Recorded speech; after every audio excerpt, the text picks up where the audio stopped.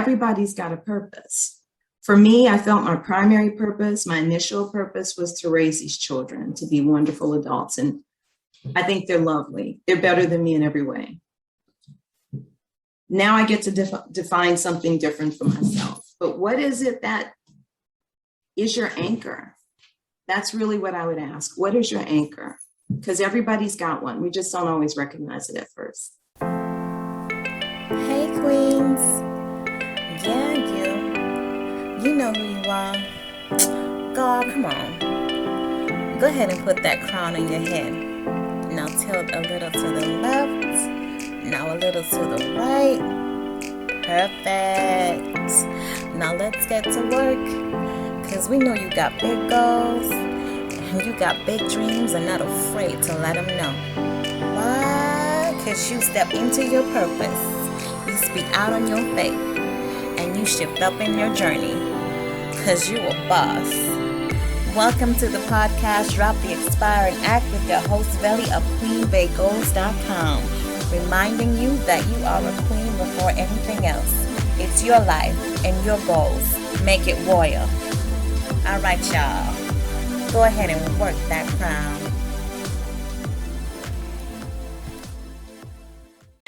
Hey, Queen Bays. Welcome to another episode of the Drop the Inspiring Act podcast. Today we have with us mom, writer, editor, life coach, and NCIS fan, Michele Barard. So, Michele, thank you for coming on the podcast with me today. Thank you so much for having me. I appreciate it.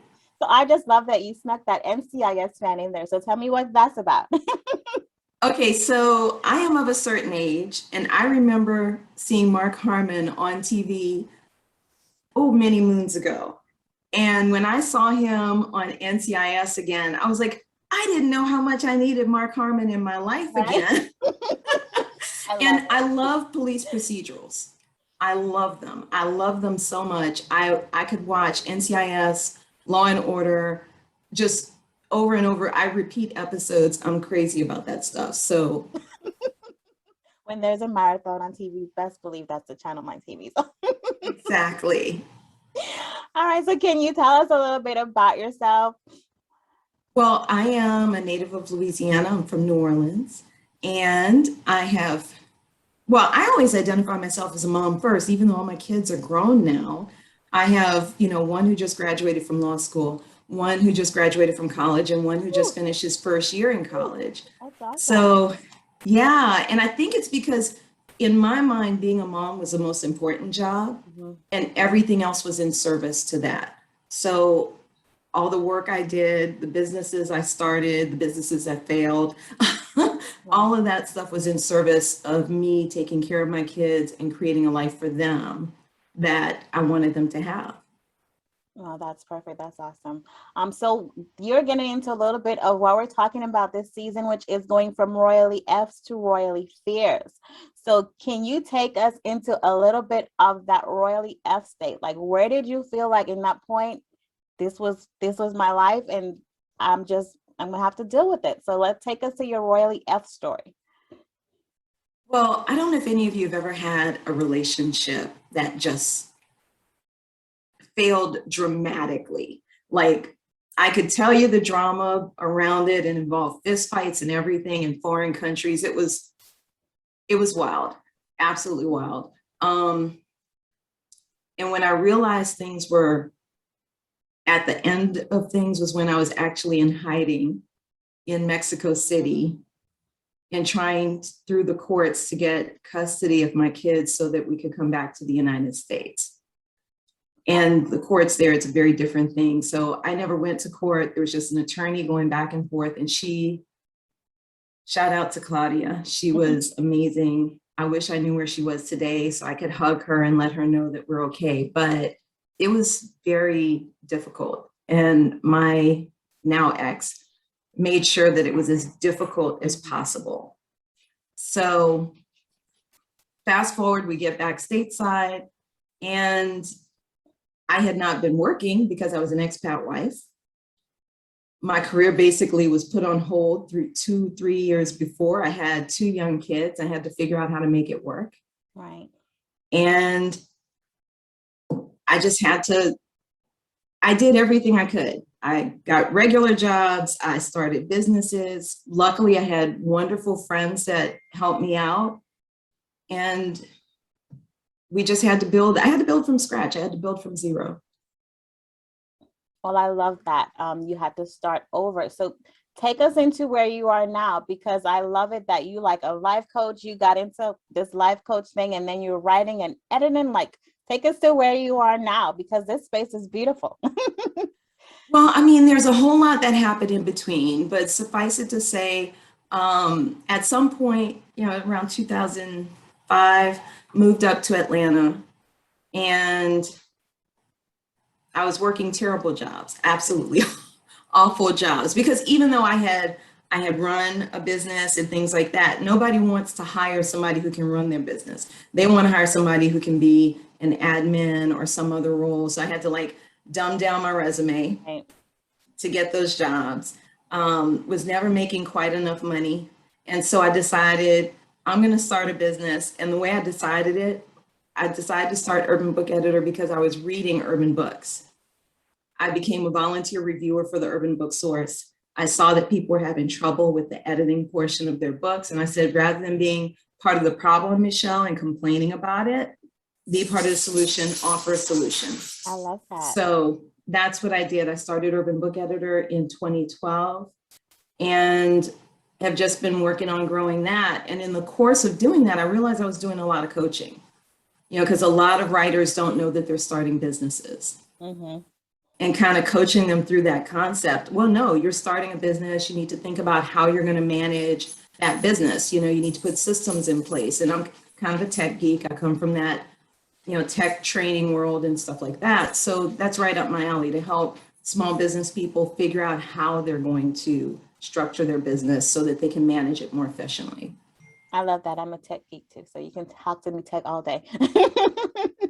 So did you ever imagine, like, growing up, that this is where you would be as an editor or a book coach? Like, did you ever think that this would be my life? I didn't, but I remember I always loved writing. I still have notebooks from, and this is terrible, this is me just holding on to stuff like a freaking hoarder, obviously. I still have notebooks from elementary school where I used to scribble my little poems and stuff. And I remember showing my writing to one of my favorite teachers, Mrs. Berthelot. She was so encouraging. Mm-hmm. I mean, she was a math teacher, but she was my homeroom teacher. And she was so encouraging. And every little scrap of paper I gave her, she praised it and just really encouraged me in those areas. And I didn't realize how much I liked all of that and how I've kind of come full circle. Right. I love that it came full circle for you. I wish my desk was, my other drawer was right here so I can show you my elementary school book where I wrote all the things down. And this is a book that I had from like in 6th grade. Wow. I still have it with me. So I'm gonna need to talk to you about coaching afterwards to get that stuff out there. But that's great that it has come full circle for you. I love it. I love it. So tell us more about Urban Book Editor. Tell us more about what you do in that space and like how can people connect with that? So I work with authors who are usually self-publishing, okay. Mostly in the urban market, but all kinds of books, spiritual books, self-help. I've done sci-fi, fantasy type books, memoir. One of my most successful authors actually writes a memoir about his time as a military brat, growing up as a military brat, just all kinds of books. And what I do is people come to me with their projects. We talk through what their goals are. Mm-hmm. We figure out, first of all, can we work together? I don't want to just take a project just because. I've been known to say, no, I'm sorry, this book isn't ready, and giving that back to people. But that's because I want to see them create good work. Right. It's not to be difficult or problematic. It really is. I see my goal as trying to help you as an author, as a writer, create the best work that you can create. And it's a learning process. So we spend a lot of time on the coaching side as well. I love that. I love that. Just have somebody that's with you throughout the entire process as you're writing or creating your book. I love that. So let me take it back a little bit. So what would you say to the woman who's still in that place where they just feel like, I'm a failure, like everything around me is not working. How do I get out of this space? What would you say to that woman? I remember being in that place multiple times, feeling that. And for me, I was fortunate enough to have my children because I could look at them and I could see they were more beautiful, they were stronger, they were smarter than me. And my job, I really think God gave me this job. That's the best job that I've ever had. My job was to take care of them so that they could eventually take care of others. That's really how I view my role with them. And that's what kind of held it together for me. So I would say, especially if you have children, but even if you don't, what is it that you were put on earth to do? Everybody's got a purpose. For me, I felt my primary purpose, my initial purpose was to raise these children to be wonderful adults. And I think they're lovely. They're better than me in every way. Now I get to define something different for myself. But what is it that is your anchor? That's really what I would ask. What is your anchor? Because everybody's got one. We just don't always recognize it at first.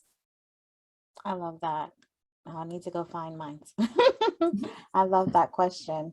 It brings up a lot of thoughts.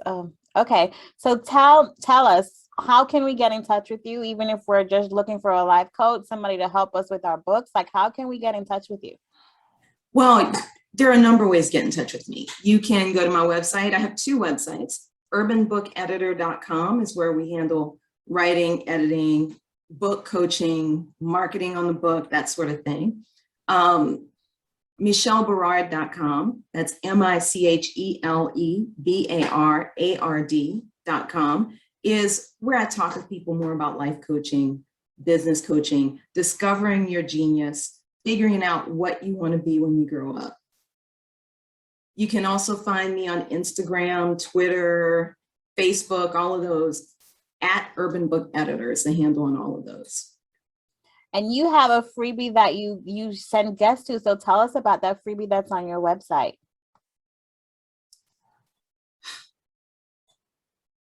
Now I've forgotten which freebie we're offering. Okay.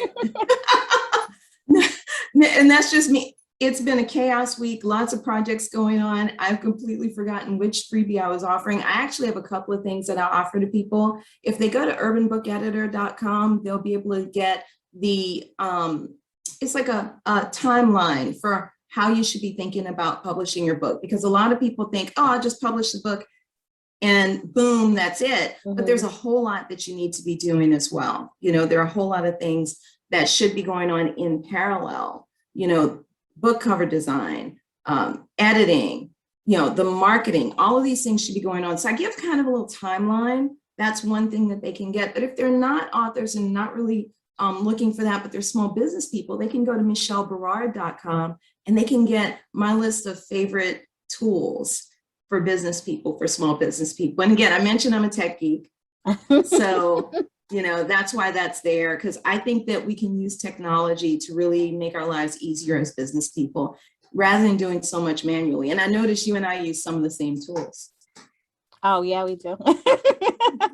we probably are kindred spirits in that, because I used to work in the IT industry for about 7.5 years. Hearing it. Oh, yeah. Yeah. So. That'll do it. So there's another one that I want to talk about, which is your Conquer Your Goals course. So tell us about that.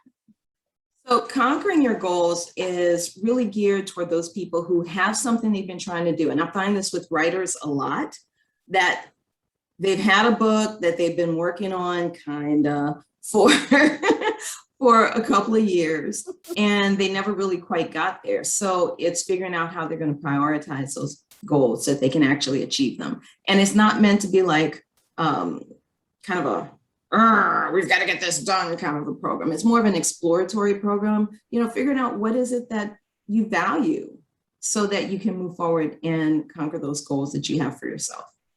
Okay, so I need to go check that out, right?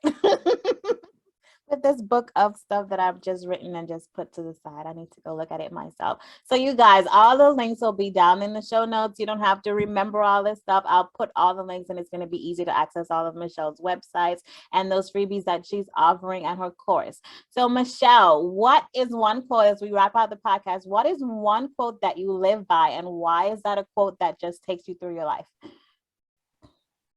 One of the things that has carried me through in my career and in business and even as a parent has been my ability to, and my willingness to pick up new things, kind of coming with the attitude of it can't be that hard.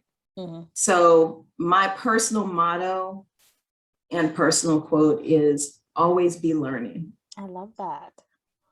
Oh my gosh, I love that. That is great. Always be learning. You guys, so you heard it here. Michele says you always need to be learning. You have to be able to go into your life and change that position from where you are. If you feel like you're a failure, you can always change that into something fierce. Like, look what Michele did to her life. Look what all the other guests that we've talked to have done with their lives. You can change it into something fierce. So always be learning so that you can make that transition. Because if you don't have the tools, you can go out there and learn it so that you can create the tools that you need to move to your next level. All right. So I think that's perfect. This is a perfect ending for this episode. Michele, thank you for coming on the podcast with me today. Thank you so much for having me. It's been fun. Thank you, guys. All right. So make sure you come back and listen to the next episode, and I'll talk to you in the next podcast. You have been listening to another episode of Drop the Aspiring Act. If you're looking for more information on this podcast and other episodes, please visit queenbaegoals.com. That's QueenBaeGoals.com. All right, y'all. I'll see you in the next podcast.